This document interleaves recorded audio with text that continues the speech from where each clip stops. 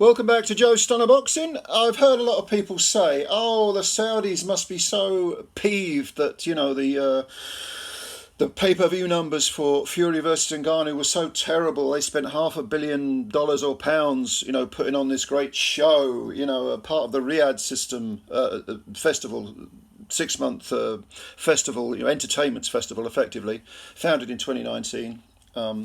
They must be so fuming. £500 million they've spent, and look at these dreadful pay-per-view figures. Look, they don't care. They don't give a damn. That wasn't the point. They've got money to burn, even to the tune of £500 million. Trust me, even if it was £500 million. I mean, I don't know whether that's true, but it's certainly hundreds of millions. I mean, look at the damn thing. The presentation was absolutely astonishing. And everything was glittery and gold and diamonds, and all the stars were there, and it was a huge event that gained worldwide coverage. But that was the point.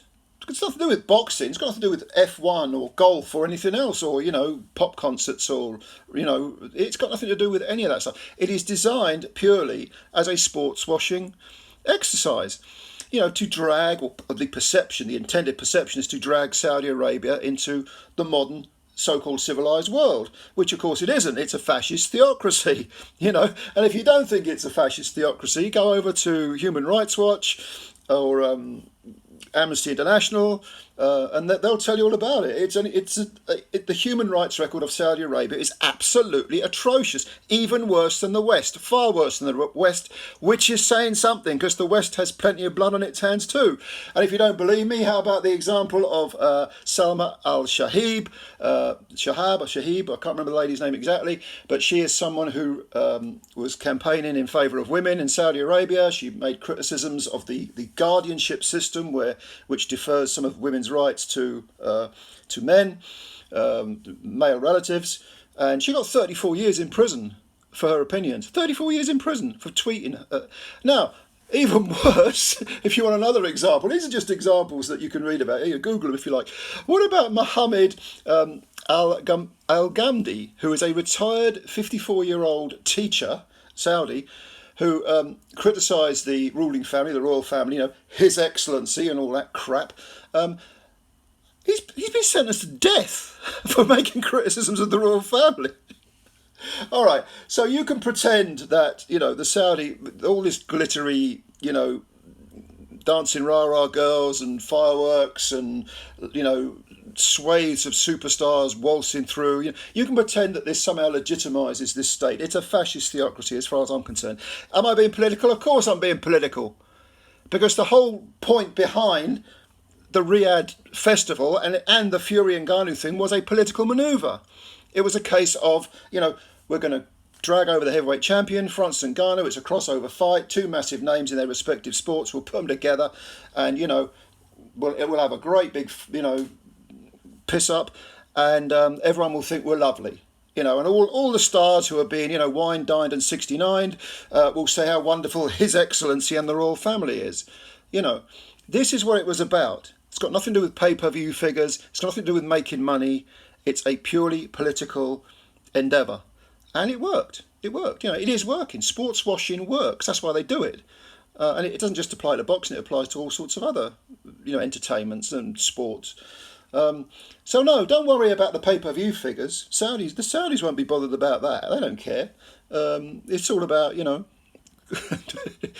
trying to give a perception that essentially a barbaric system, a political system, is acceptable. And by the way, like I say, don't get me started on some of the stuff that the West does. I mean, don't even get me started on the Israeli Palestinian thing, but if you knew me, you'd know I have many criticisms of the West too. But this, just in terms of boxing, Fury versus Ngannou achieved its objective, and then some. And the signing of Alexander Usyk, for example, it's another political. These are political manoeuvres. Now, if you don't care about any of that political stuff, bear in mind that the amount of money that's been thrown at elite boxers is creating a false economy, and that will have a detrimental effect on the sport itself, because they are creating an unsustainable economic model, which eventually it's going to implode. It's like anything, like a housing bubble. With house prices shoot up, or and it creates this bubble in which inevitably bursts because people can't keep up the payments, and but the boxers will still say, well, hang on a minute, I want $10 million for this fight. I want, 5 million. I expect to be paid $1 million per fight. My contract, I expect this. They get it into their heads that they are entitled to these astronomical figures, which, let's start with DAZN. When DAZN started, everybody does it in business. I mean, if DAZN started, you've got to get a niche in the market. So what you do is you throw money at the issue, you sign up a load of fighters. PBC did it as well, 7, 8 years ago, whatever it was, 9 years ago.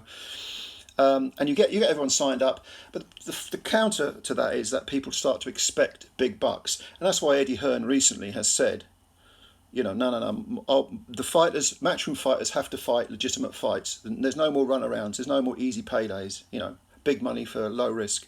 No. I want to see my fighters fighting proper fighters, and it's going to be the same. It's going to be the same. With the Saudi money, they ain't going to just keep relentlessly throwing money at it. Not unless it benefits them. As long as it benefits them, they will, because they've got billions upon billions. Riyadh is a state-sponsored festival. So, yeah, just a few thoughts. Don't worry about the pay-per-view figures. The Saudis are happy with what happened.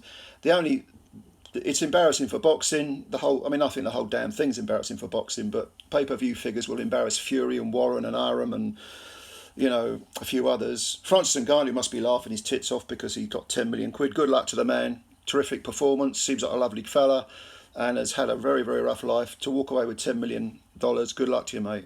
But he's the only one who's going to be smiling. Boxing won't be smiling.